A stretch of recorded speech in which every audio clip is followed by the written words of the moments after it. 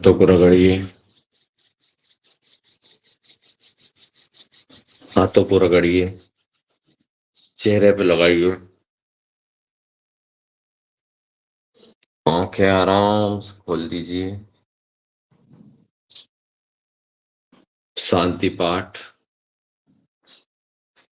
अस्तो मा सद्गमये तमसो मा ज्योतिर्गमये मृत्युर्मा अमृतम गमये। सर्वे भवन्तु सुखिनः, सर्वे सन्तु निरामया, सर्वे भद्राणि पश्यन्तु मा भवानी दुर्गे भाग्यवे। सभी सुखी हो, सभी निरोग हो, सभी संपन्न हो। इसी मनोभावनाओं के साथ आप सभी का दिन मंगलमय हो।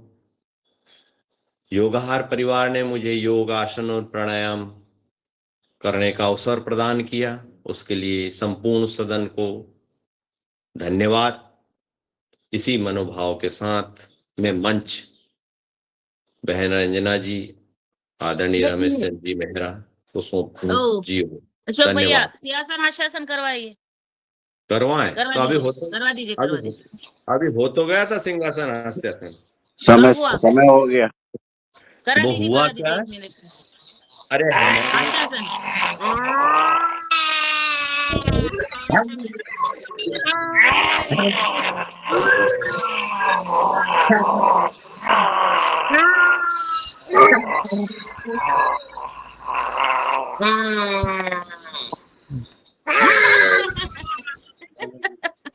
अरे वो सुनो, हमारे यहाँ क्या है, ये बिल्कुल रंजना जी हकीकत की बात है कि हमारे घर जी। के सामने दादा और बहू रहते हैं। हाँ। तो वो एक दिन क्या हुआ कि दादा सोए थे, ठंड के दिन, अभी थोड़े दिन पहले की बात है। तो एक कुतिया आके सो गई उनके बाजू में। तो उनने हाथ फेरा तो कूच आई उसकी पकड़ाई में। तो उन्होंने कहा, राधे श्याम की भाई, तू तो रोज 2 चोट करती थी, आज 1 चोटिच करी तूने। तो कुतिया को जो पूछ है कि वो चौंक करके भगी है। राधे श्याम की भाई।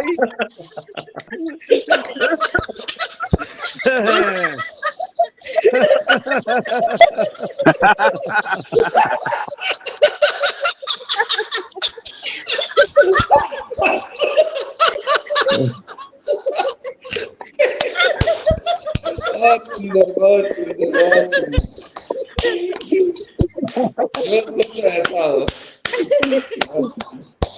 चलिए, बहुत बढ़िया, बहुत सुंदर अशोक भैया। जय हो अशोकानंद जी महाराज की जय हो। जय हो, जय हो, जय हो, जय हो। ये कहाँ से? मुन्नी लाल जी के दर्शन तो अब हुए, कहाँ गए थे? अरे वो छुट्टियां पकड़ी, हम देखा थे कौन बहुत डुकज्जा ने डुकराने छुट्टियां पकड़ ली, बताओ। ये भी एक छुट्टियां पकड़ा है यहाँ पे। चलिए चलिए, दादू भी आ गए, बहुत- दादू भी। अशोक भैया भी उधर ही ये शरद भैया भी मुझे लगता है उसी काम में लगे थे, कौन है कौन नहीं देखने के लिए गए थे, है ना? तो चलिए, कोई नहीं भैया, सब थे। लो, अशोक भैया के साथ हमने ही दिया है। आप भी लेट, आप बीच में गायब हो गई थी बहन जी। नहीं नहीं, मैं छुपा के साथ में थी। गलती करके दूसरे को बोलना, बताओ। अजी अरे कहाँ चली जाती ये कहाँ चली जाती है, बगर इसका भी तो ध्यान रखना है। ये बगर चुटैया वाला को तो ध्यान करो पहले। ये तो चुटैया ही नहीं है। सब इस क्लास में डटे रहे हैं। कोई सब क्लास में डटे रहे हैं, मैं बिल्कुल कहीं नहीं गई थी, मैं जुड़ के रही थी बड़ा पर अब पता है। और चलिए अब जाते हैं, हम अशोक भैया को बहुत बहुत शुभकामना देते हैं। आज अशोक भैया के इस योग सत्र में उन्होंने जो जो बातें कही है उसमें बहुत कुछ नया कुछ परिवर्तन सीखने को मिला है। भाई योग करो और पूरा करना है तो ध्यान देकर करो। तो ये बहुत सारी चीजें आज उन्होंने नहीं बताई और उनमें बहुत सारा योगाहार कार्यक्रम की वजह से परिवर्तन भी आया है। तो ऐसे आज के हमारे योग शिक्षक को बहुत बहुत धन्यवाद और उनका मैं अशोकानंद महाराज की जय। जी, अशोकानंद है जय ये। हो। अशोकानंद महाराज की जय करके हम चलते हैं। अब हम चर्चा सत्र में, द्वितीय सत्र, हमारे मुख्य वक्ता आज तो हम सभी चर्चा कर रहे हैं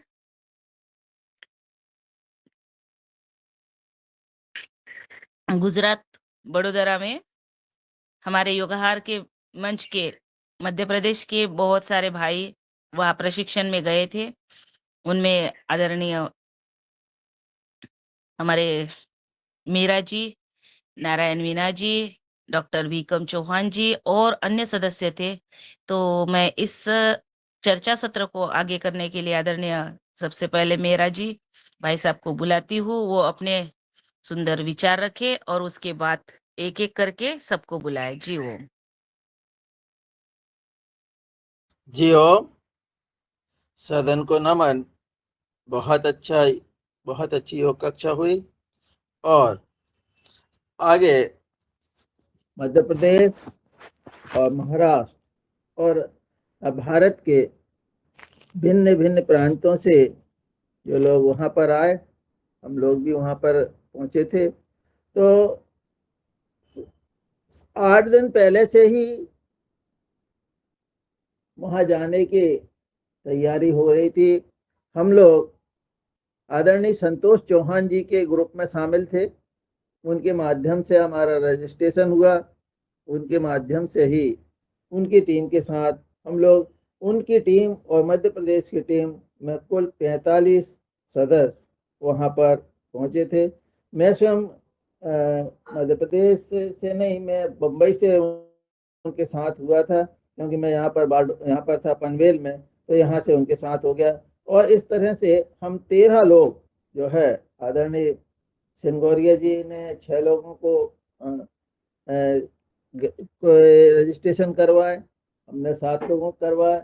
हमारे साथ 2 लोग आदरणीय शरद भैया और कंचन जी का अचानक ही कैंसिल हुआ, क्योंकि उनके यहाँ थोड़ी परेशानी आ गई थी, तो वो लोग नहीं जा पाए। तो इस तरह से हम लोग शाम को वहाँ पहुँचे।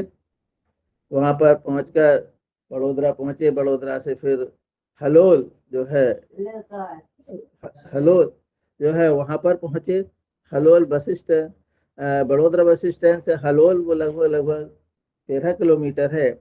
और वहाँ से फिर 2 किलोमीटर दूर जो यूनिवर्सिटी बनी है, ये यूनिवर्सिटी विश्व की ऐसी प्रथम यूनिवर्सिटी है जिसमें योग, ध्यान, प्राकृतिक चिकित्सा और प्राकृतिक खेती पर ही यहाँ पर एजुकेशन होगा। तो इस तरह से ये विश्व की पहली यूनिवर्सिटी है जो प्राकृतिक, यानी ये समझ लीजिए कि हमारी जो भारतीय संस्कृति की अवधारणा है उसके आधार पर यहाँ पर जो है सारा प्रयोग होंगे।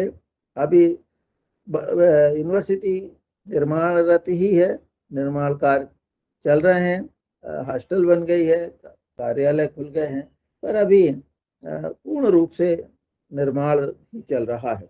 तो इस तरह से जब हम पहुँचे तो सबको हॉस्टल है, महिलाओं के हॉस्टल अलग, पुरुषों के हॉस्टल अलग।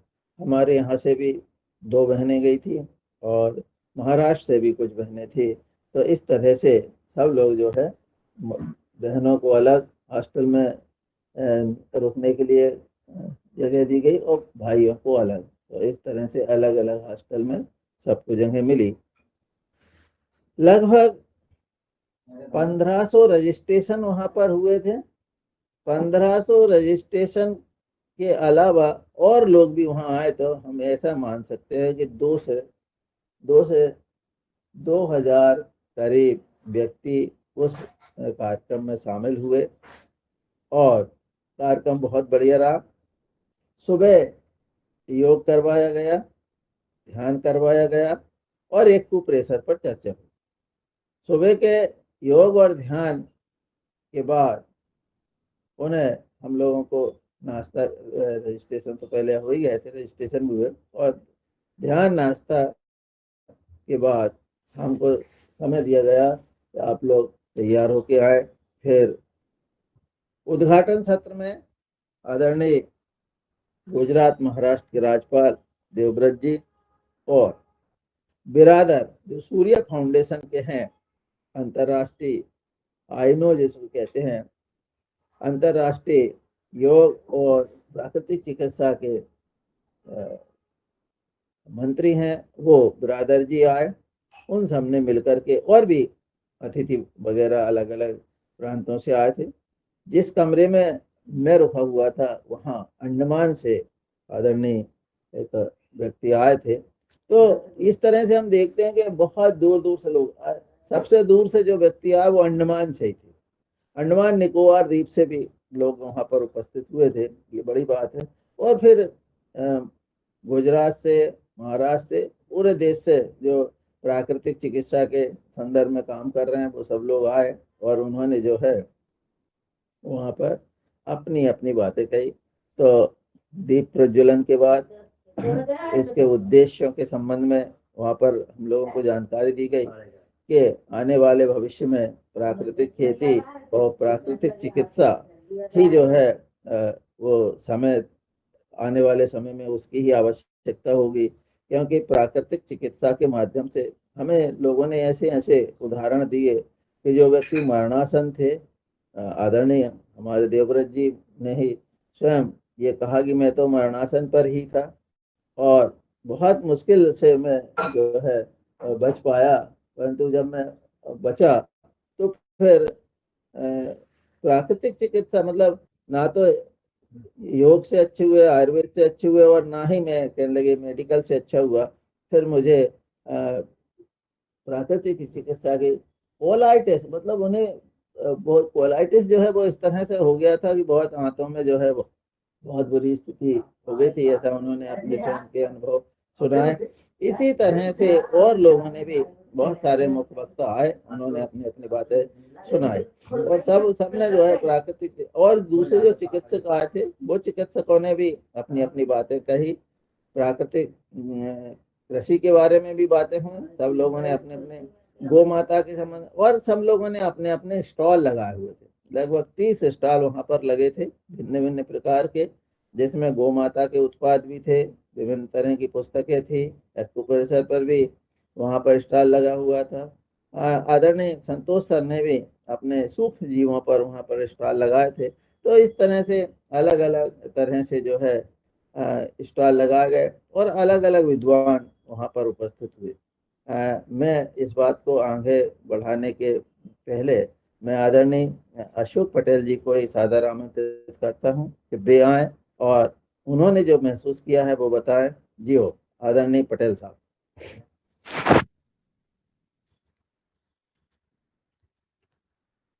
अशोक पटेल जी गायब हो गए। अच्छा चलिए, आदरणीय नारायण मीना जी हैं, तो नारायण मीना जी जो है वो भी हमारे साथ उपस्थित थे। तो आदरणीय नारायण मीना जी जो है वो अपने अनुभव सुनाएंगे, फिर मैं आगे और बात बढ़ाता हूँ। प्रदीप राज वर्मा जी है, जी नारायण मीना जी गायब हो गए। अच्छा चलिए कोई बात नहीं। आदरणीय प्रदीप राज वर्मा जी आप भी हमारे साथ थे, और बहनें भी, 2 बहनें भी गई थी हमारे यहाँ से, है ना। तो इस तरह से जी ओम को सादर प्रणाम। अभी जैसे कि सभी को पता है, हम लोग 2 दिन के लिए 20 और 21 तारीख के लिए हलोल चले गए थे, जहाँ की विश्व की पहली कृषि यूनिवर्सिटी यानी जैविक खेती कृषि यूनिवर्सिटी बनी थी। और वहाँ पे किन किन विषयों पे किन किन वक्ताओं ने बात की थी, मैं उनके बारे में थोड़ी जानकारी आपको दे दूं। और यदि किसी भी व्यक्ति को उनमें से किसी का भी नंबर चाहिए हो और उनसे कोई संपर्क करना हो, तो मैं आपको वो नंबर और संपर्क उपलब्ध करा दूंगा। तो मैं सबसे पहले शुरू होता हूँ। हम 20 तारीख को पहुंचे थे और 20 तारीख को वहाँ पे उठे वो गरम करने को, आज मैं लेट उठा जी बोलिए, कुछ बोल रहे थे क्या? नहीं, वो उधर बोल रहे थे, आप बोलिए। अच्छा, तो 20 तारीख को जब हम लोग पहुंचे और हमारा वहाँ रजिस्ट्रेशन वगैरह हुआ, सबसे पहले तो मैं पहुंचने की बात बताता हूँ। अशोक पटेल जी और हम साथ साथ पहुंचे, और अशोक भैया जो है सुबह 6:30 बजे उठ के हमारे पास आ गए और उन्होंने सबसे पहले बाटी निकाल के और लड्डू निकाल के हमारे हाथ में रख दिया, बोले खाओ ही इसको। अरे हमने कहा भाई अभी मुंह नहीं धोया, हाथ नहीं धोया। बोले नहीं, इसको खाओ पहले। तो यहाँ से तो वहाँ की शुरुआत हुई, और उन्होंने, मैं और मेरी धर्मपत्नी दोनों साथ में गए थे, तो दोनों को लड्डू और बाटी खाना शुरू कर दिया।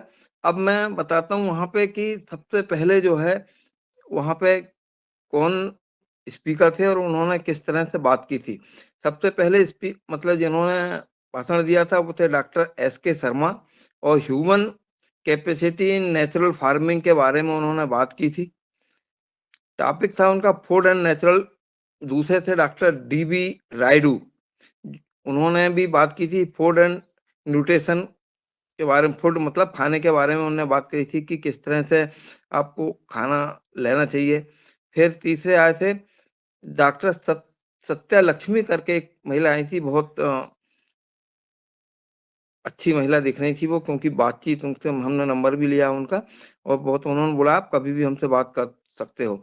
तो उन्होंने बोला था, सब्जेक्ट था उनका गांधी जी ने का नेचुरोपैथी के ऊपर क्या कंट्रीब्यूशन है गांधी जी का।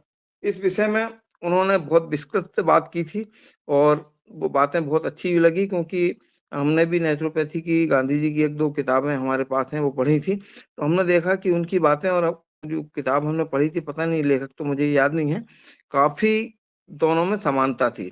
फिर दूसरा, फिर हमारा सेशन शुरू हुआ था, ये लगभग 12 बज गए थे सेशन में। उसके बाद हम इस सेशन को बहुत बराबर अटेंड नहीं कर पाए थे, किंतु हमने डॉक्टर सत्य लक्ष्मी का पूरा लेक्चर सुना था। इसके बाद जब हमारा दूसरा सेशन शुरू हुआ था, वो 12 साढ़े 12 बजे करीब शुरू हुआ था। उसमें डॉक्टर विजय लक्ष्मी रेड्डी ने जो की थी, उपवास एक साइंटिफिक क्रिया है। उपवास जो हम करते हैं ना, उसको एक साइंटिफिक क्रिया और किस तरह से करना चाहिए और उसका किस तरह का फायदा होता है, इस विषय में उन्होंने बात की थी। उन बातों को बहुत विस्तार से मुझे याद भी नहीं है और बता भी नहीं सकता हूँ। यदि मगर किसी को चाहिए है तो इन सबके नंबर तो मेरे पास हैं, आप इनसे डायरेक्ट लेके और बात कर सकते हैं। फिर डॉक्टर भारत सहाय आए थे, उन्होंने बात की थी कि हम हमारे जीवन में केमिकल का प्रतिदिन किस तरह से उपयोग हो रहा है, ज्यादा से ज्यादा उपयोग किस तरह से हो रहा है, और उसका क्या दुष्परिणाम है या उसके क्या फायदे हैं, उसके विषय में उन्होंने बात की थी। फिर डॉक्टर धारा जीतन भाट आए थे, डीएनए, योगा से डीएनए कैसे परिवर्तित हो सकता है, यानी योगा से आपके योगा के ऊपर डीएनए कैसे परिवर्तित हो सकता है, इस विषय में उन्होंने बात की थी। और वो बात मुझे तो कुछ समझ बिल्कुल भी नहीं आई, क्योंकि मैं ज्यादा योगी भी नहीं हूँ और मुझे ज्यादा योग का बहुत ज्यादा ज्ञान भी नहीं, जितना सीखा है अपने योगाहार के पहले, मैं बहुत पहले से योग कर रहा था, मगर मेरे बहुत अलग तरह के योग थे, और आज भी मेरा योग बिल्कुल अलग तरह का है, तो मुझे उस विषय में कुछ ज्यादा ज्ञान नहीं रहा। और फिर एक डॉक्टर फाल्गन पटेल आए थे, तो उन्होंने इस विषय में शायद बात की थी कि आपकी डाइट, यानी आपका जो खाना है, आपकी प्रकृति के हिसाब से कैसा, यानी आप किस तरह से वातावरण में रह रहे हैं, और आपकी घड़ी, यानी जो कहना चाहिए जैविक घड़ी आपके जो शरीर में है, उसके हिसाब से उन्होंने बात की थी। तो डॉक्टर फाल्गन पटेल ने इस तरह बात की थी कि इस तरह से आप आपकी प्रकृति और घड़ी के हिसाब से खाने का मैच करेंगे तो आप किस तरह से ज्यादा अच्छी हेल्थ आपकी रह सकती है, आप बीमार नहीं पड़ेंगे। और इसके बाद आए थे डॉक्टर मोहन गुप्ता, उन्होंने बहुत अच्छा स्लोगन दिया था और बहुत अच्छी बात की थी। उन्होंने उन्होंने बताया था कि रसायन मुक्त खेती, रोग मुक्त भारत, यानी यदि आप रसायन मुक्त खेती करेंगे तो भारत देश जो है बिल्कुल रोग मुक्त हो जाएगा। उस विषय पे बहुत ही अच्छी उन्होंने बात करी थी। बहुत ज्यादा डिटेल्स में मैं नहीं बता पाऊंगा उन्होंने, किंतु कुछ पॉइंट्स मैंने लिखे हुए हैं, वो मैं बतलाऊंगा आपको। फिर ये बात खत्म हो गई थी अपनी, यानी ये सब 20 तारीख में इतने लेक्चर हुए थे, और 21 तारीख में जो लेक्चर हुए थे वो आए थे, बालजीत सिंह सरवण करके कोई आए थे, सहारण करके कोई अ, दादाजी आए थे, एक अच्छे मतलब प्रोफेसर थे वो।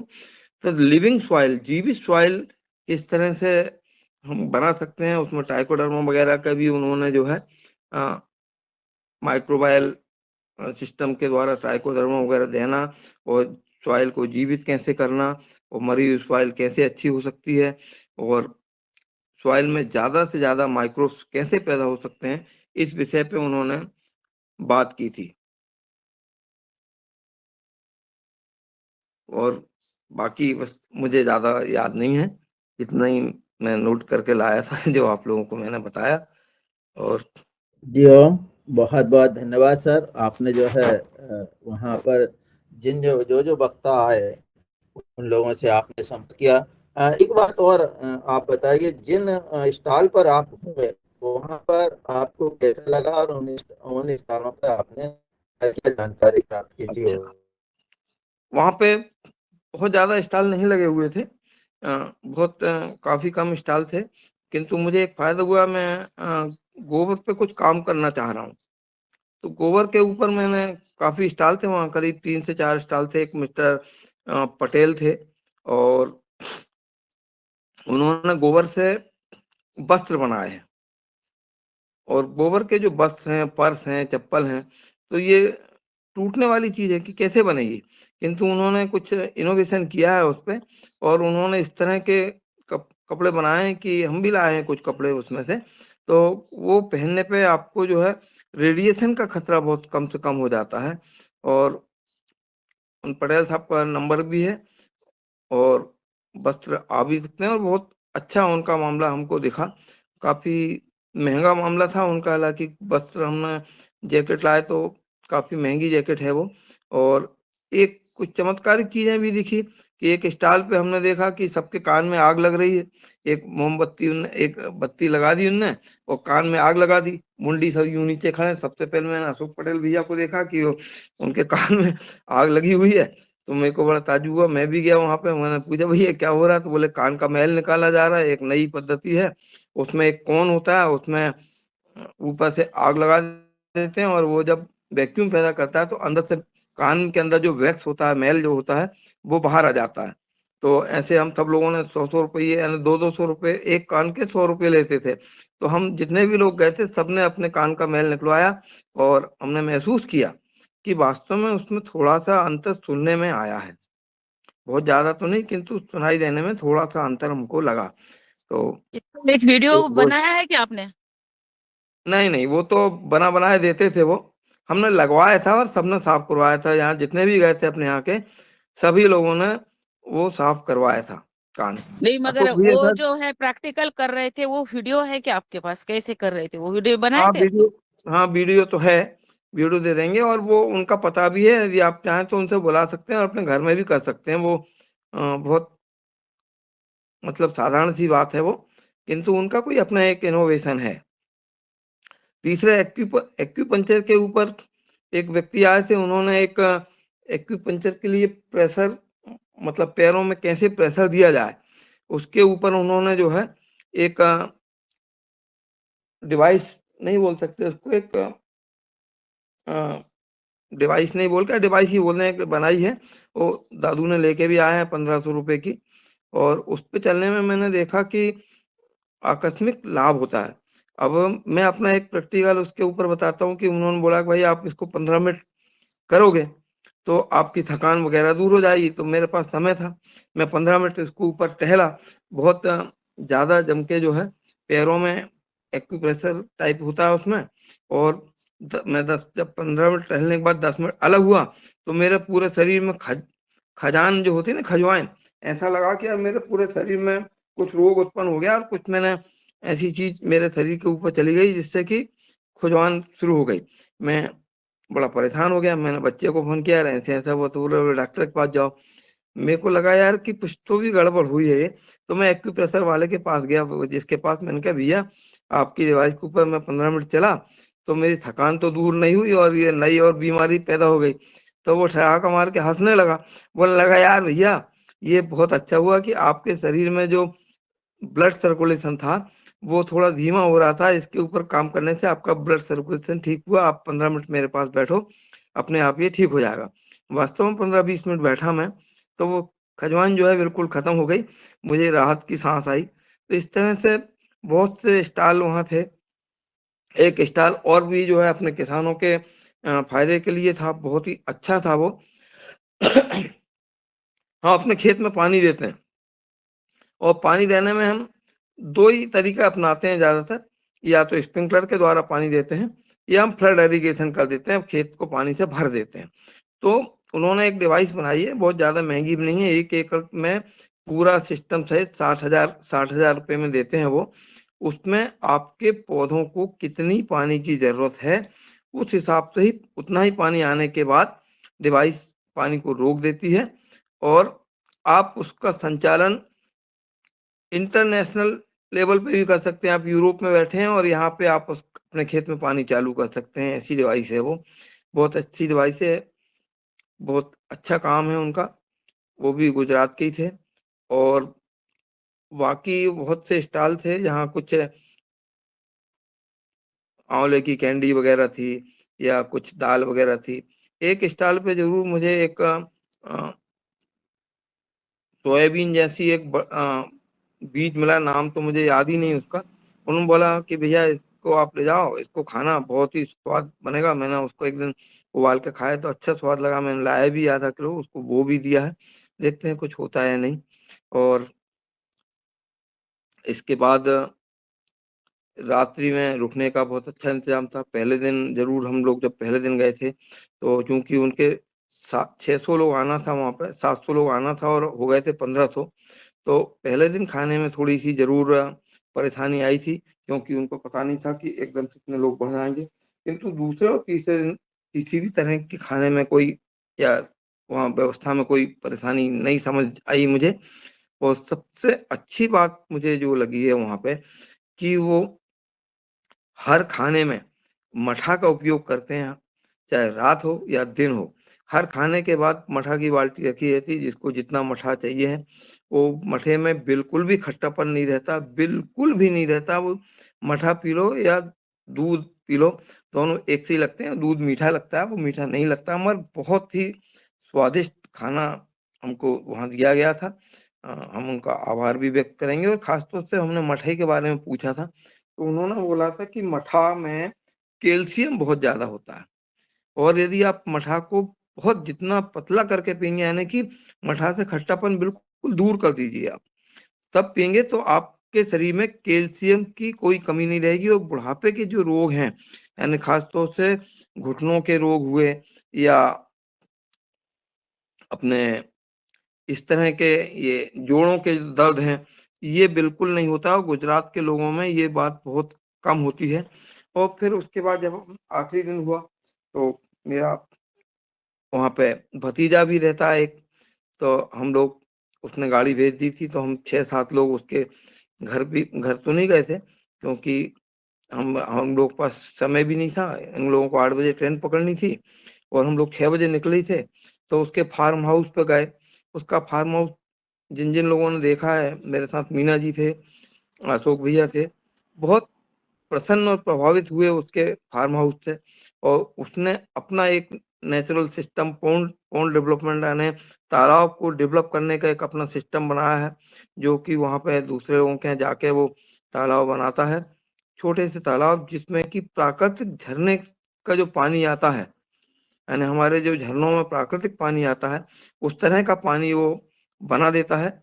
और उसमें लोग स्नान करते हैं, उसमें पीते हैं पानी। अलग अलग जगह बनाई, पीने के लिए पानी के लिए अलग जगह है, स्नान के लिए अलग है। और बहुत छोटा सा सेटअप है, ज्यादा से ज्यादा 1500 बाई 1500 स्क्वायर फीट का ही सेटअप है वो।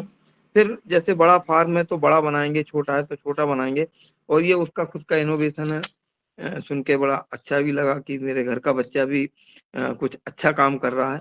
और कम से कम मैं 10 साल बाद मिला था, बड़े रिस्पेक्ट से उसने हम लोगों को रिस्पेक्टेड बात करी, गाड़ी भी भेजी और स्टेशन तक छुड़वाए भी।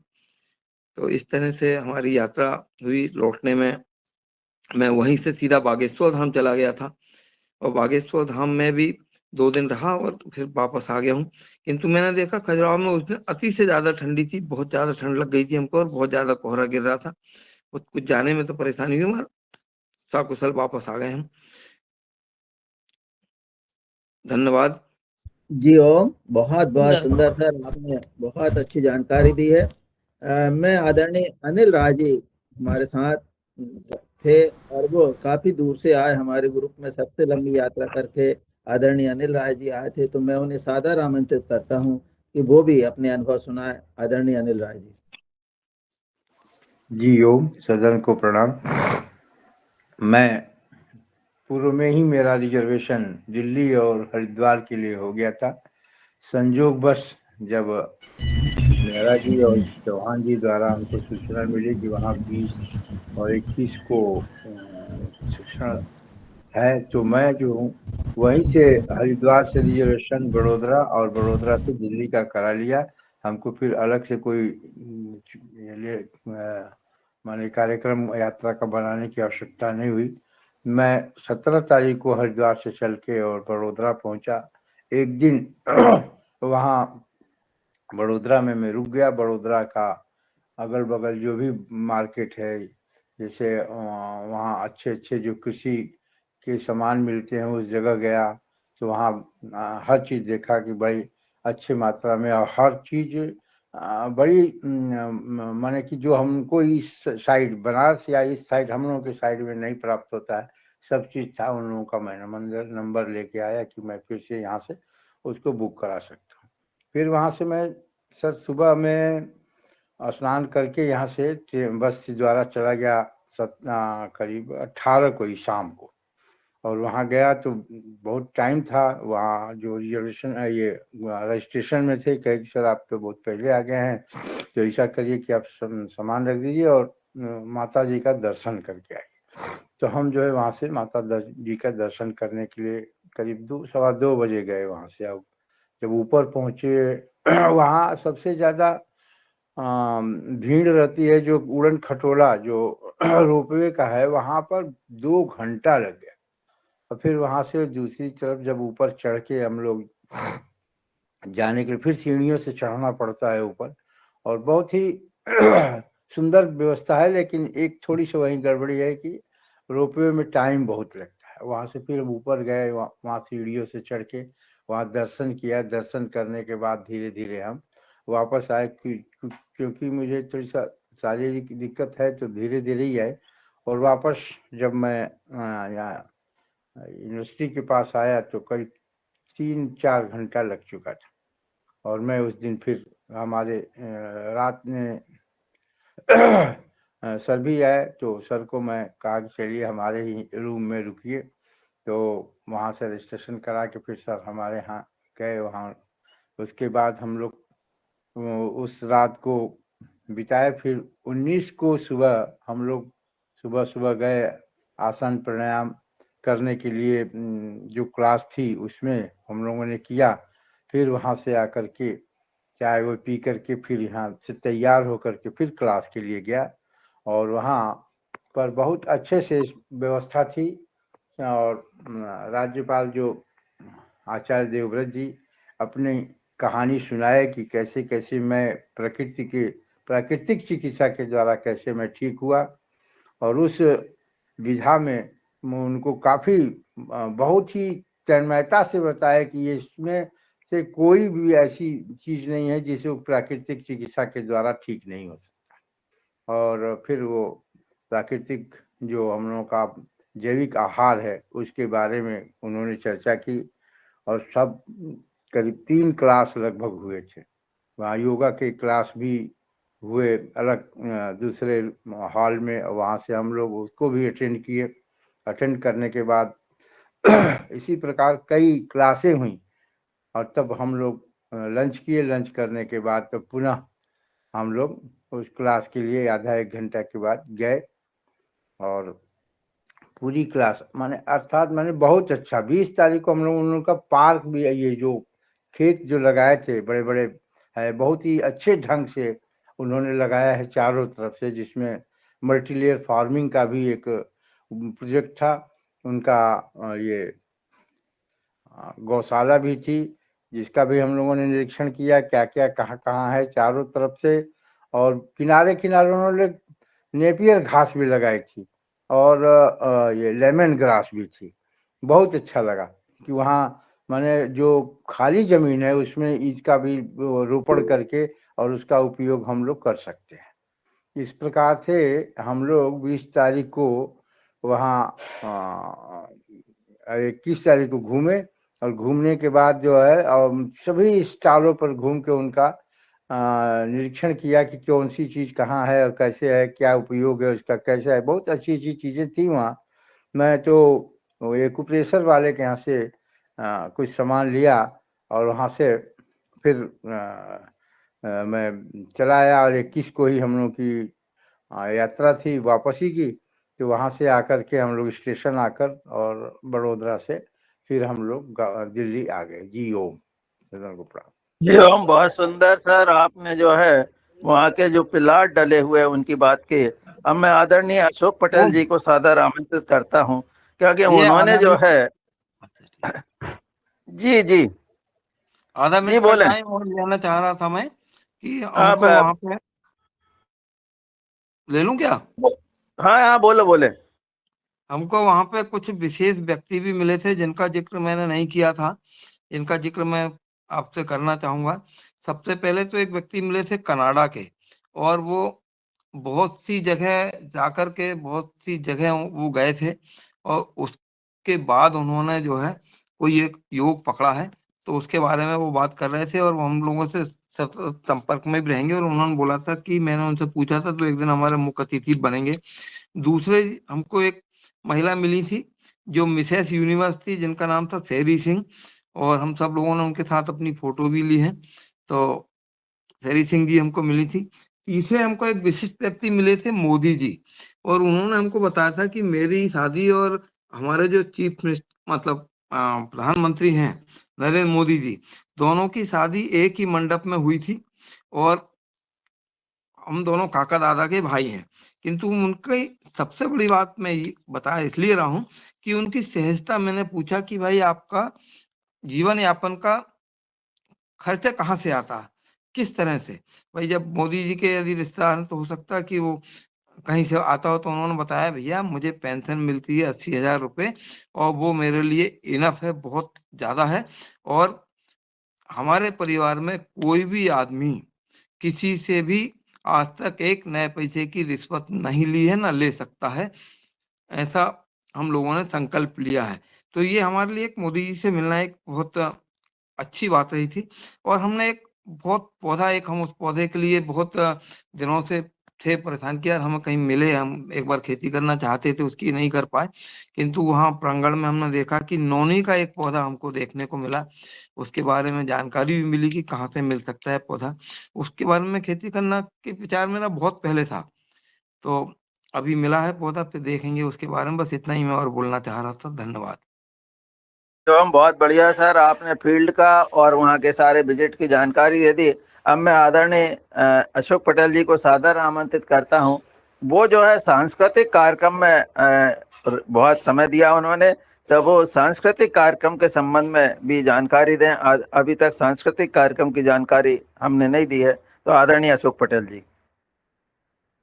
जी ओम, सदन को नमन। बहुत बढ़िया सांस्कृतिक कार्यक्रम अच्छा रहा, बिल्कुल बहुत मजा आया, उसमें आनंद की अनुभूति हुई और बहुत अच्छा सांस्कृतिक कार्यक्रम था, जिसमें उनके गरबा डांस भी थे और दूसरे डांस भी थे, चुटकुले भी थे। तो बहुत अच्छा सांस्कृतिक कार्यक्रम था और करोड़ों रुपए की वो यूनिवर्सिटी बनाई है और अभी उनमें इंफ्रास्ट्रक्चर का कार्यक्रम चल रहा है। लेकिन अभी जो चीजें अपन कर रहे हैं वही वो कर रहे हैं, कोई इतना कोई उसमें नहीं है। इतनी बड़ी यूनिवर्सिटी में 4-5 गाय बंधी थी बस, कोई बड़ी बात नहीं है वो। तो जो अपन कर रहे हैं वही सब है और करोड़ों रुपए का उनमें इंफ्रास्ट्रक्चर खड़ा है। अब आगे भविष्य में देखते हैं कि वो क्या कोई विशेष कार्य होता है क्या जैविक खेती के ऊपर। लेकिन हाँ, हो रहा है विकास, तो बिल्डिंगों का विकास हो रहा है, मकान बन रहे हैं बड़े लंबे चौड़े, खूब हॉल बन रहे हैं। अब आगे धरातल पे कितनी अच्छी बातें होती है वो वो समझ में आएगी आपको। और बहुत अच्छा लगा देखने पे, दिमाग में व्यापक हुआ वहाँ जो उनके जो फार्म थे।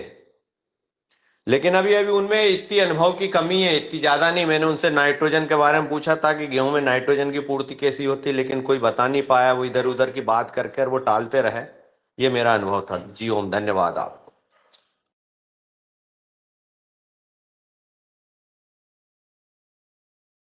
बहुत सुंदर अशोक भैया, आपने वहाँ के सांस्कृतिक कार्यक्रम पर अपनी बात रखी, और भी उसमें कुछ रह गए हैं बातें तो आप बता सकते हैं। बाकी अच्छा माहौल था, बढ़िया थी व्यवस्थाएं भी, क्योंकि नया नई नई ये भी यूनिवर्सिटी है, लेकिन कहीं अपन जाते हैं तो थोड़ी बहुत तो व्यवस्थाएं होती है। उसमें कोई ऐसी दिक्कत वाली बात नहीं, क्योंकि कहीं भी अपन सीखने को जाते हैं तो अपने में ये भावना रहना चाहिए कि चलो जो भी है जो ठीक है। उनके हिसाब से उनकी जो व्यवस्थाएं थी, भोजन जो था उनका बहुत अच्छा भोजन था। शुरुआत में कुछ उसमें थोड़ी ऐसी हुई कि ज्यादा पब्लिक उसमें हो गई, लेकिन उन्होंने जो प्रयास किया, व्यवस्थाएं में थोड़ी थी, लेकिन जो भोजन उनका था अच्छा भोजन लगा मेरे को, बढ़िया सात्विक भोजन था। और जैविक पदार्थों से ही उनने भोजन बनाए। वहाँ के जो स्टॉल लगे थे वो स्टॉल भी अच्छे, थोड़े व्यवस्थित थे। और उन्होंने में नई नई जानकारी मिली, कुछ एक्यूप्रेशर का सामान और अलग अलग चीजें थी, बहुत सा सामान हमने लेके आए। और कार्यक्रम को अच्छी रूपरेखा से उन्होंने किया। कोई ऐसा नहीं है कि नहीं, कार्यक्रम अच्छा उनका कार्यक्रम था। और राज्यपाल महोदय का जो उद्बोधन था वो बहुत ज्यादा प्रेरणादायक उद्बोधन था। कि राज्यपाल महोदय ने जो प्राकृतिक खेती की कैसी, क्योंकि उनका एक 200 एकड़ का हरियाणा में कोई फार्म है, उस फार्म पे उन्होंने ये पालेकर जी की जो कृषि पद्धति है, उस कृषि पद्धति को अपनाकर उस फार्म को पूरा ऑर्गेनिक बनाया। और उनकी खुद की तबीयत खराब थी, जो उन्होंने उसका उदाहरण दिया कि मैं भी प्राकृतिक चिकित्सा में कैसा आया। कि उनकी खुद की तबीयत खराब थी और सभी डॉक्टरों ने ऊंचे हाथ कर दिए थे। ऊंचे हाथ करने के बाद में जब वो आखिरी स्टेज पे थे, जब उन्होंने ये प्राकृतिक पद्धति अपनाई, कोई एक संत महात्मा थे, संत महात्मा ने फिर उनका इलाज किया और वो जिंदा हो गए। और धीरे धीरे धीरे धीरे आज वो राज्यपाल है और हम सबको सेवाएं दे रहे हैं। तो उनका उद्बोधन बहुत प्रेरणादायक था, बहुत मतलब सटीक था, दिल पे चोट करने वाला था। और क्योंकि प्राकृतिक खेती हुई, योग हुए, प्राणायाम हुए, या ये सब चीज जब अब आप खुद जब करोगे तो ही उसका लाभ प्राप्त होगा। पढ़ने लिखने देखने में इन चीजों से कोई फायदा नहीं है, तो करने से ही फायदा है। तो आप जब करोगे, तो जब करके देखोगे, तो देखने से करके देखेंगे तो उसका एक अलग परिणाम प्राप्त हो। जिस प्रकार आप योग पढ़ते हो, उसमें नहीं टीवी देखते हो, नहीं, जब आप योग खुद करते हो तो जब आपको उसका परिणाम प्राप्त हो। उसी प्रकार ये प्राकृतिक जैविक खेती, गौ आधारित खेती है, जब आप इसको करते हो, फील्ड पे उतारते हो, तो उसका एक अलग अनुभव प्राप्त होता है। तो पूरे देश में जो प्राकृतिक खेती का, जैविक प्राकृतिक खेती का जो पूरे देश में एक परचम अभी फिलहाल लहरा रहा है, और इसकी प्राकृतिक मिशन भी प्रधानमंत्री जी ने लागू कर दिया है। तो उसका भविष्य को देखते हुए वो यूनिवर्सिटी का निर्माण हो रहा है और आगे फैलेगी। मैंने वहाँ के बच्चों से भी बात की, क्योंकि अभी 2 साल हुए हैं वहाँ, अभी चालू हुए, सेकेंड ईयर की क्लास है, फर्स्ट ईयर और सेकेंड ईयर की क्लास अभी फाइनल तक नहीं पहुंचे। तो इनिशियल स्टेज पे जो 12th बच्चा करता है और एग्रीकल्चर का उसका जो सब्जेक्ट रहता है, और उस मार्क्स के हिसाब से उसमें अभी उसमें एडमिशन हो रहे हैं उसमें। और लड़कियां भी है और लड़के भी है, तो उनकी अलग अलग हॉस्टल हैं वहाँ, और बच्चे पढ़ रहे हैं। तो अभी उनकी इनिशियल स्टेज है, और आगे भविष्य में वो यूनिवर्सिटी का जब पूर्ण रूप से, क्योंकि वहाँ के जो कुलपति, उनका भी निवास वहाँ व्यवस्थित बन चुका है, जब वो होगा तो निश्चित रूप से आगे किसानों को और जो आसपास के वहाँ के किसान है, पूरे देश के किसान है, उसका लाभ प्राप्त होगा। और हमारा जो जैविक उत्पाद है उसका भी रेट अच्छा मिलेगा, उसका उत्पादन भी ठीक होगा, और हो सकता है कि उसका जो उत्पाद है वो बाहर विदेश भी जाए। जी ओम, धन्यवाद। जी ओम, बहुत बहुत धन्यवाद पटेल साहब। निश्चित रूप से आपने वहाँ के सांस्कृतिक कार्यक्रम और वहाँ के फील्ड विजिट की बातें बताई, हम लोगों को जो और ज्यादा हमें प्रभावित किया वो दो बात थी। एक तो ध्यान, जो हमारे जिसको आदरणीय प्रदीप राज वर्मा जी ने कहा कि हम जब फील्ड पे भ्रमण कर रहे थे तो कनाडा का जो व्यक्ति था वो भी बहुत परेशान हो गया था, उसका स्वास्थ्य भी बहुत खराब था। तो उन्होंने बहुत सारे लोगों के संपर्क में आकर के फिर जो है ध्यान पे ध्यान दिया, और वो ध्यान पद्धति उन्होंने उनकी निभाया और उनके माध्यम से वो ठीक हुए हैं, ये बड़ी बात है। अब वो हमने इस ध्यान पद्धति को न केवल भारत में बल्कि कनाडा में भी जो है बढ़ा रहे हैं। तो इस तरह से बहुत लोग मिले। एक जेनेटिक योगा, ये जो आदरणीय प्रदीप राज वर्मा जी ने जो बात की कि भाई जेनेटिक योगा, तो जेनेटिक योगा क्या है, इस पर वहाँ एक बहन जी आई हुई थी, उन्होंने, उनके पापा ने इस पर काम किया है, उन्होंने भी इस पर जो है बहुत काम किया और वो उनसे हमने नंबर लिए हैं, वो हमारे इसमें मुख्य अतिथि बनेंगे। तो इस तरह से वहाँ पर हम लोगों को काफ़ी लोग मिले जिनसे हमने बातचीत की, अलग अलग लोगों ने अलग अलग तरह से बातचीत की है।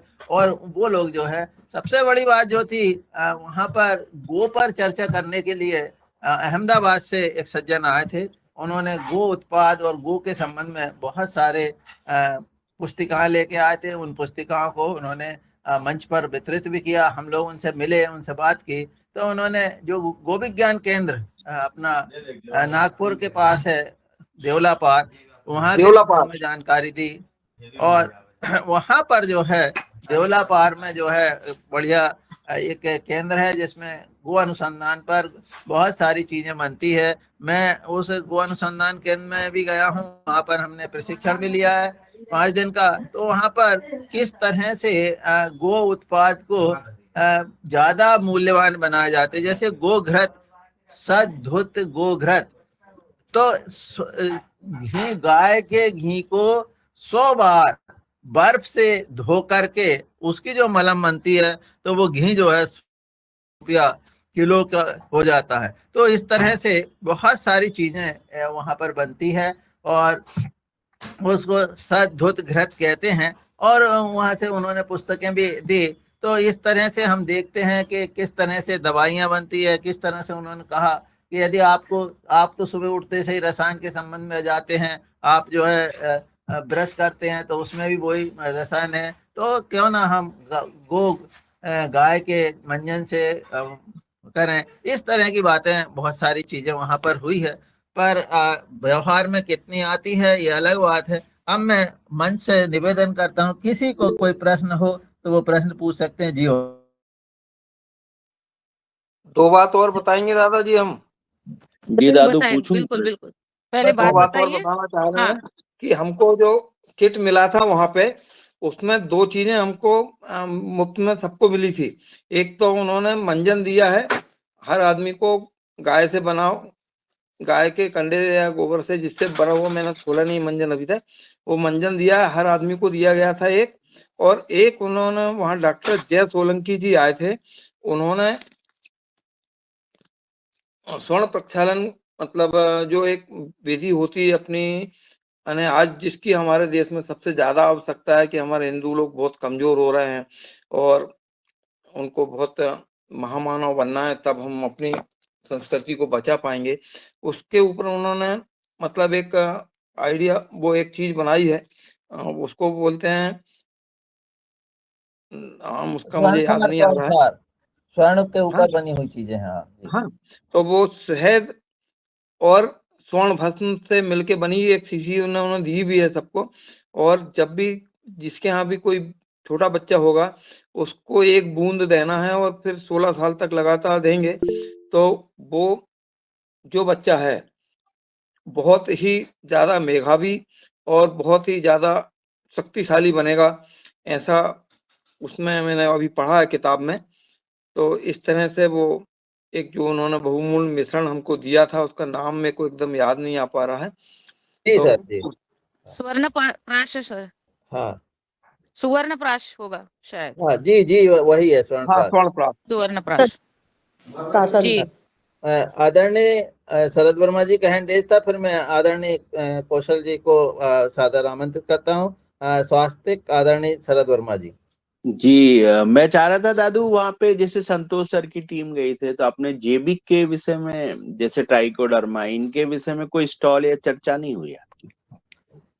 इस संबंध में क्या हुआ भैया कि सबसे ज्यादा जब राज्यपाल महोदय भ्रमण पर आए वहां पर, तो राज्यपाल महोदय को और उस पूरी टीम को वहां पर जानकारी दी गई। वो बहुत प्रभावित हुए और निश्चित रूप से उन्होंने भी कहा है कि ये ट्राइकोडर्मा सुडोमोनास इनका उपयोग हम इस प्राकृतिक खेती में कर सकते हैं। मैं भी वहां पर उपस्थित था, तो इस तरह की वहां पर चर्चा हुई है और उन्होंने भी इसकी स्वीकृति दी है। तो जी इसका कोई अपने को बायोलॉज वहां से मिला क्या कि ये चीजें अपन जैविक में उपयोग कर सकते हैं? इसका नहीं, कुछ ऐसा कोई बायलाज वहां पर अभी हुआ नहीं है, सब प्रैक्टिकल के रूप में चल रहा है। पर हमने उनसे ये कहा कि भाई किसानों को यदि यहाँ पर आते हैं, जैसे मैंने जब बात की वहाँ के जो कुलपति है उनसे कि सर यहाँ हमने योगाहार के माध्यम से 13 पद्धति जो है वो हमने जानी है, समझी है। इन 13 पद्धतियों पे आप कब प्रयोग करेंगे? तो उन्होंने कहा भैया ये यूनिवर्सिटी इसीलिए बनी है कि इनमें विभिन्न विभिन्न जो किसान काम कर रहे हैं, जो अलग अलग पद्धति बनी है, इन पर जो है आगे सब पर प्रयोग होगा और उनको निष्कर्ष भी वहां पर दिया जाएगा। उन्होंने एक बार फिर मैंने कहा सर अभी किसानों के प्रश्न उत्तर नहीं हो रहे हैं, तो फिर उन्होंने कहा कि हाँ हमने इसमें किसानों के प्रश्न उत्तर नहीं रखे हैं, परंतु अब आपकी मांग आई है तो हम किसानों के प्रश्न उत्तर भी इसमें रखेंगे। और फिर जो है प्रश्नोत्तर के माध्यम से, तो फिर उन्होंने जैसे अशोक पटेल जी ने कहा तो उन्हें मौका भी दिया गया। उन्होंने कहा भाई कोई किसान का प्रश्न हो तो आदरणीय अशोक पटेल जी ने वो प्रश्न किया था। तो इस तरह से हम देखते हैं कि जो चीज हमको अच्छी लग रही थी वो तो सब लगी और प्रश्नों के उत्तर भी वहां पर दिए गए। तो इस तरह से बिल्कुल बहुत बढ़िया कार्यक्रम रहा। अब मैं आदरणीय कौशल भारद्वाज जी को सादर आमंत्रित करता हूँ, वे आए और अपना प्रश्न करें। जी हो। जी बहुत बहुत धन्यवाद और बहुत प्रणाम। मैं कुसुम भारद्वाज जी हूँ। मैं डॉक्टर कुसुम भारद्वाज हूँ। ये मेरा जो मोबाइल है वो जरा गड़बड़ करता है बीच बीच में, इसलिए ये हमारे पतिदेव का मोबाइल हमारे हाथ में है। जी अच्छा, मैं एक तो ये बता रही थी कि जो स्वर्ण प्राशन की आप बात कर रहे हैं वो बच्चे को, बालक को 12वें दिन जब सूरज पूजा होती है और जब नामकरण होता है तब वो किया जाता है और वो हमारे यहाँ आयुर्वेद में चालू है। इवन भोपाल में भी डॉक्टर रश्मि झा के यहाँ भी वो उस दिन एक फिक्स होता है, उस दिन उतने बच्चों को लेके वो स्वर्ण प्राशन करवाते हैं। उसमें बहुत एक पूरा एक छोटा सा वो पैक होता है, उसको खोल के पूरा जैसे पोलियो ड्रॉप मुंह में डालते हैं इसी प्रकार से वो मुंह में डाला जाता है। तो वो बहुत महत्वपूर्ण चीज है। वो जो हमारे 16 संस्कार जो हैं उसी में सुवर्ण प्राशन संस्कार एक रहता है। तो वो उसको उसी समय में मतलब जन्म के बाद में 15 दिन के अंदर अंदर उस बच्चे को पिलाया जाता है। वो आयुर्वेद में तो बहुत पुराने रूप से प्रसिद्ध है और अब उसका प्रचलन ज्यादा हो रहा है क्योंकि आयुर्वेदिक डॉक्टर्स उस बात को बता रहे हैं। यहाँ दिल्ली में भी 2-3 डॉक्टर्स हैं जिनके यहाँ पे ये काम होता है एक पर्टिकुलर उसके दिन के दिन। भोपाल में डॉक्टर रश्मि झा जो अपनी है उनके यहाँ भी वो भी करवाती हैं और भी 2-3 आयुर्वेदिक डॉक्टर्स हैं और इसको हम घर में भी कर सकते हैं।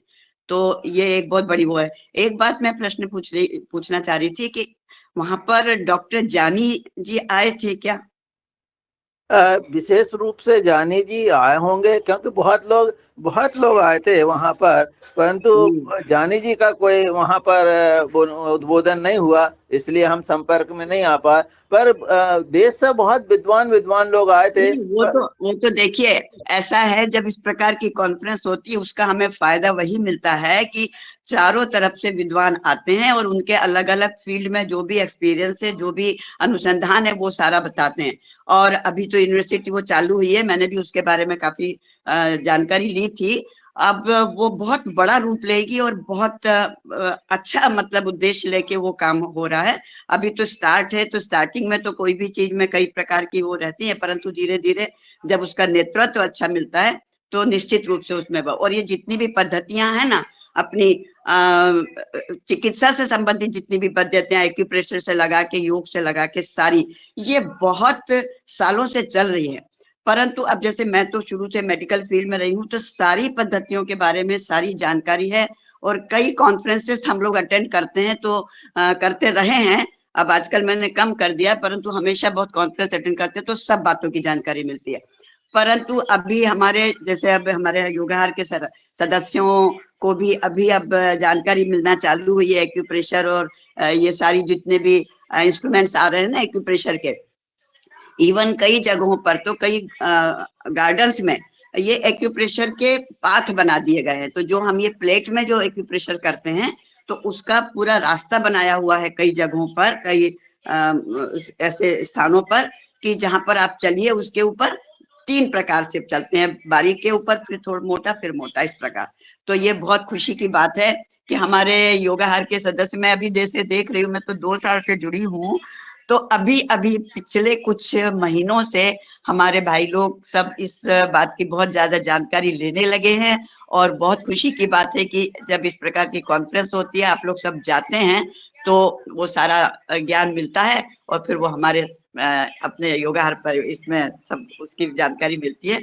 तो ऐसे धीरे धीरे हमारी ज्ञान की वृद्धि होती है और हमारे स्वास्थ्य में, इसीलिए हम परफेक्ट हो पाएंगे कि इन सब पद्धतियों के जो हमारे आयुष की सारी पद्धतियां हैं, होम्योपैथिक, आयुर्वेदिक, सिद्धा, योग, यूनानी, ये सब, और प्राकृतिक चिकित्सा मुख्य रूप से। तो हमारे महाराज जी तो खैर प्राकृतिक चिकित्सा के ऊपर ही आरंभ का हुआ है, वहां पर तो काम योग और प्राकृतिक चिकित्सा से ही। तो ये जो जेनेटिक इंजीनियरिंग है, और जो मैं डॉक्टर जानी का इसलिए पूछ रही थी, मेरी बीच में उनसे बात हुई थी, मैंने एक दिन उनको फिर अपने योगाहार परिवार में आमंत्रित करने के लिए मैंने उनसे बात की थी। तो वो बोले कि अभी मुझे वहां जाना है और बीज शुद्धि के ऊपर मेरा लेक्चर है। बीज शुद्धि जो हम खेती में कर रहे हैं, वो बीज शुद्धि हमारे मनुष्यों में, मतलब हमारे बालकों में, गर्भाधान संस्कार में बीज शुद्धि का बहुत बड़ा चैप्टर है। और आयुर्वेद में, वेदों में उसकी बहुत जानकारी है। वहां से अभी गुजरात से एक कोर्स चला था 20 दिन का डॉक्टर्स के लिए, 20 डेज का। उसके ऊपर पूरे मतलब जो पीढ़ी, जो संस्कारवान पीढ़ी को जो लाना है, उसको कैसे, कहाँ से शुद्धि करना, बीज शुद्धि। जैसे हम अपनी, आप लोग अपना किसानी के उसमें बीज शुद्धि के ऊपर जो बहुत ज्यादा अभी चर्चाएं चली थी, उसी प्रकार से बीज शुद्धि की चर्चा हमारे गर्भाधान से, मतलब बीज शुद्धि मनुष्यों में हो, उसके ऊपर भी बहुत बड़ा लिटरेचर है। मैंने खुद वो 20 दिन का पूरा कोर्स ज्वाइन किया था। बहुत सी जानकारी मुझे भी नहीं थी, वो उससे मुझे इतना मेरा दिमाग खुला, बहुत ज्यादा। तो वो जो एक गायत्री परिवार से हमारे महाराज जी ने, हमारे गुरुदेव ने पिछले 2010 से आओ गढ़े संस्कारवान पीढ़ी, ये एक प्रकल्प चालू किया है और डॉक्टर्स के बीच में। तो वो उसको 15 साल हो रहे हैं। आओ गढ़े संस्कारवान पीढ़ी इस नाम से तो क्लासेस होती हैं, 2 दिन, वीक में 2 दिन, अलग अलग स्टेट में सारे उसको लेते हैं। और पूरी गर्भवती महिलाओं को और जिनको गर्भधारण करना है, उनको पहले से सारी बातों को की जानकारी दी जाती है कि कैसे हमारा बालक शुद्ध, प्रज्ञावान, बुद्धिवान और स्वस्थ बने। तो आपको आरंभ से क्या करना है। बहुत खुशी की बात है कि ये इस प्रकार से जो यूनिवर्सिटीज बनेंगी, और ये निश्चित है कि धीरे धीरे जैसे जैसे हमारे वरिष्ठ लोग, वरिष्ठ से मतलब जो किसी पोस्ट पे है, जैसे अभी आपने राज्यपाल जी का बताया, तो ऐसे जो ऊपर हैं, वो जब कोई बात को बोलते हैं तो उसका प्रभाव पूरे जनता पे पड़ता है। तो निश्चित रूप से अब सब कुछ होगा और हमारा देश में सब सुधार होगा, भूमि में भी, भूमि माता में भी, गौ माता में भी, और हमारे पीढ़ी में भी। जी बहुत बहुत धन्यवाद। बहुत बहुत चर्चा। धन्यवाद बहन जी, आपने जो जानकारी दी है, ये सारी जानकारियां वहां पर भी दी गई है। जो डीएनए योगा है उसमें इस पर बहुत चर्चा की गई है, डीएनए योगा में, कि आपका डीएनए कैसे अच्छा होगा, ये इन सब बातों पर जो है वहाँ बहुत चर्चा हुई है। अब यहाँ किसी का हैंड रेज नहीं है और समय हो रहा है, यदि किसी का हैंड रेज होता है 1 मिनट के लिए तो हम नहीं है हैंड रेज कोई का।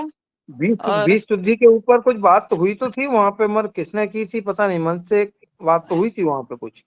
जी जी जी बीज बिल्कुल। शुद्धि के ऊपर वहां था है कुछ, थोड़ा बहुत 5-10 मिनट का कुछ मुझे ऐसा याद आ रहा है। हाँ, पर क्या बात हुई थी मैं जो वो बराबर बहन जी, वो जो बहन जी थी, जो मतलब वो शायद ये बीज अपन बोते हैं, वो बीज शुद्धि अलग है। ये नहीं यही इसी बीज शुद्धि को उन्होंने दोनों चीज को कंपेयर किया था, वहां पे कुछ बात हुई थी।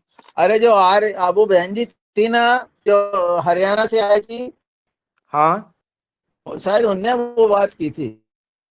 हाँ कुछ किया था, मुझे याद नहीं आ रहा किसने किया था, मगर बीज शुद्धि अपने खेतों में बोने वाले बीज और मेरा स्वयं जो गर्भधान वाले, उसकी कुछ बात जरूर हुई थी वहां पे, मुझे याद बराबर नहीं आ रहा। जी जी चलिए जी चलिए, बहुत बढ़िया, बहुत सुंदर। और चर्चा हमारी कि आप सभी योगाहार सदस्य 5 साल पूरे होने से पहले ही आपने बहुत कुछ जानकारी ली, और ये हमारे जो हमारा अब उत्सव होगा तो उसमें हम सबसे सबके अनुभव और शेयर होंगे कि हमने 5 साल में क्या नया कुछ सीखा। तो ऐसे ही आज हमारे सभी योगाहार मंच के साथी वडोदरा गुजरात में गए 2 दिन प्रशिक्षण पर, और बहुत बढ़िया उन्होंने ज्ञान अवगत किया। और आज उन्होंने ज्ञान अवगत किया तो कम से कम मुझे लगता है यहाँ पर भी हर एक व्यक्ति के पास वो ज्ञान वहाँ का आएगा। जैसे कि बहुत सारी बातें उन्होंने बताई है विस्तृत रूप से, प्रदीप राज वर्मा जी भाई साहब ने, अशोक पटेल भैया ने, हमारे रमेश चंद्र मेहरा जी भाई साहब ने, और भी हमारे डॉक्टर भीकम चौहान जी थे, और सिंगोरिया जी थे, नारायण मीना जी थे, रेखा वर्मा जी थे शायद, और बहुत सारे लोग गए थे, मगर उनके भी हमें अनुभव सुनने हैं। और अच्छी जानकारी आज हमारे सदन में। जी ओम, भीकम जी चौहान जी जो है वो एक 6 लोग गए थे वहां पर।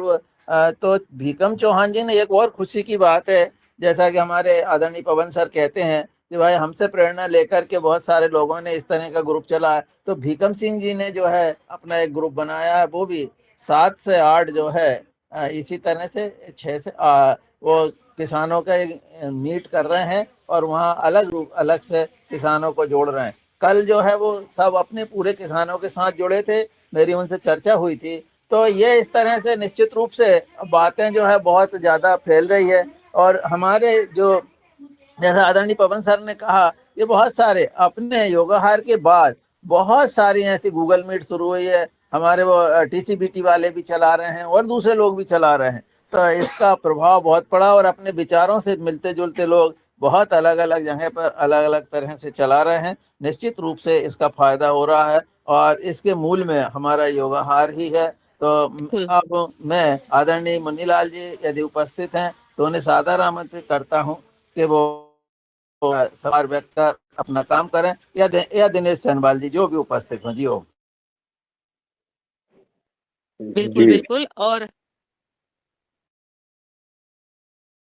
जी जी रंजना जी अपनी बात पूरी करो। चलिए, दोनों लोग उपस्थित नहीं है, मैं आज सब का उपस्थित है, भैया क्या ने नहीं बहुत उपस्थित? बढ़िया, जी मैं जी आभार व्यक्त उपस्थित, करता हूँ, हम मैं उपस्थित आभार है नहीं व्यक्त करता हूँ। और देखो तो कोई बोले दो ही उपस्थित नहीं है, कहा हेलो, ये यादव जी हैं?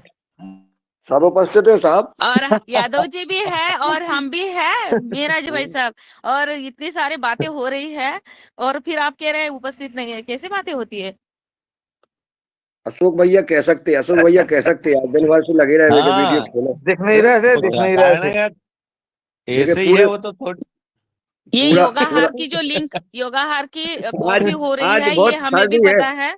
सही बात है कि आज बहुत सर्दी थी तो हम नीचे वाले रूम में योग भवन में नहीं गए, हम इसलिए नहीं खोला था, बाकी पूरा सुन रहे शुरू से 5:30 बजे से लेके चलिए जुड़े और सॉरी, हैं। आप हरिद्वार में हो आप क्या? दिख नहीं रहे थे भैया, इसलिए बोला। कोई बात नहीं, दादू आप करिए समापन। मुन्नीलाल जी, आप हम हरिद्वार तो में हो क्या? बस पहुंच रहे हैं हरिद्वार। अच्छा हरिद्वार, वो उसको देख लेना, वो शर्मा को, वो कौन, सब हो शुक्ला जी, जाएगा, शुक्ला जी फोन आया होगा सब शुक्ला जी का। सब हो जाएगा।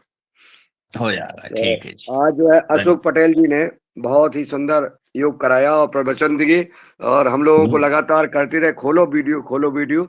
लेकिन ठंडी इतनी कोहरा है, इतना सर्दी है, वहाँ हवा लग रही थी तो हमने कहा चूंकि सर्दी हो जाएगी, अभी हरिद्वार जाना है रास्ते में, तो इस हिसाब से बाकी बहुत ही उस बहुत कम मेहनत करते हो आप, उड़ते हो हवा में, उड़ते हो कभी कहीं, हमको तो देखने में ही वो होती कि ये आज कहीं तो कल कहीं तो परसों कहीं उड़ते हो, जैसे इतनी स्पीड तो सब हमने नहीं देखी था। सब आप है लोगों से प्रेरणा रामदेव ये आप रामदेव लोगों से महाराज जी ने पंखा लगा दिए उनको, स्वामी रामदेव महाराज जी ने पंखा दिए है उनको उड़ने के लिए। तो ये अपने योगाहार के पवन पुत्र हैं भैया। अरे सब हनुमान जी हैं अपने योगाहार के। आप सबका स्नेह और आशीर्वाद हमारे साथ है, आप सबकी उनका दुआएं हैं। दायित्व है ना, दायित्व है, पूरा प्रदेश का, देश का दायित्व है, दायित्व के कारण उनको जाना पड़ता है, ये भी बहुत बड़ी चीज है। हंसी मजाक करें लेकिन गुरुदेव के नाम कभी ना लाएं। हंसी मजाक देख, में पूजनीय गुरुदेव जी का नाम की पंखा और ये वो नहीं लाना चाहिए। वो बहुत पूजनीय है, हमेशा आप पूजनीय शब्द का ही नाम लें जब जरूरी हो। जी हो। बिल्कुल सही, बिल्कुल सही। तो ये बड़ा क्योंकि अब सबने योग कर लिया है और बड़ोदरा की स्टोरी हो गई है, तो अब ऊर्जा तो आ ही गई है। और शायद भैया कुछ ना कुछ जो है निश्चित क्या है अपनी उपस्थिति दर्ज कराते हैं। ये बहुत बड़े जो है हम सबको कहना चाहिए कि हम सबके जो है लीडर हैं और संजो के रखते हैं सबको। अशोक भैया का बहुत बहुत शादिवाद योग क्लास लेने के लिए। और दूसरे सत्र में आज जो चर्चा हुई है, अनुभव हुआ है, और सभी किसान भाई जो है लगातार, जिसमें नर्मदापुरम विशेष जिला जो है मध्य प्रदेश में नाम रोशन कर रहा है। और हमें वो 5 किलो का भट्टा चाहिए, वो बाबई रोड पे जो मिलते हैं। और दूसरा परम पूज्य स्वामी परमादेव जी महाराज जी 12 तारीख को शाम को नर्मदापुरम जिले में माखन नगर आ जाएंगे। 13 तारीख को, 14 तारीख और 15 तारीख को उनका योग शिविर माखन नगर में होगा सुबह से। और दिन में जो है आप लोग कार्यक्रम बना लें। आदरणीय शहद भैया हैं, अशोक जी हैं और सभी लोग जुड़े हुए हैं, मेहरा जी वगैरह सब जो भी चाहते हैं। आदरणीय प्रदीप राज वर्मा जी, पूज्य महाराज जी का एक दिन में 2 सुबह मतलब 10-11 बजे और शाम को 4-5 बजे, जहां भी चाहें आप 2 मीटिंगें करा सकते हैं। कोई भी कार्यक्रम जो रखना है अभी से आप कार्यक्रम बना करके दे दें, कहाँ आप चाहते हैं, क्योंकि बीच बीच में जब पिछली बार आए थे तो उतना समय नहीं मिल पाया था उनको। लेकिन वो 3 दिन का हमने निवेदन किया है कि सभी तहसीलें कवर हो जाएं, महाराज जी की सभाएं हो जाएं, मीटिंगें हो जाएं। तो जो भी चाहते हो आप लोग अपना प्रस्ताव दें तो अपन कन्फर्म करके फिर जो है करते हैं। 3 दिन स्वामी जी महाराज जी जो है नर्मदापुरम जिले में रहेंगे। और 15 तारीख तक, 14 को अपन महाराज जी के साथ बुड़की लेंगे नर्मदापुरम में। ये भी अपन जो है प्रयास करें। तो बड़ी सौभाग्य की बात है कि सब लोग मिलजुल करके 14 या 15 को जब भी हमारी मकर संक्रांति है, जिस दिन स्नान है उस दिन स्नान करेंगे। 15 तारीख तक रुकेंगे महाराज जी और 15 को फिर शाम को चले जाएंगे। जी अशोक जी। ये मेरा तो सुझाव ये था कि महाराज जी को जो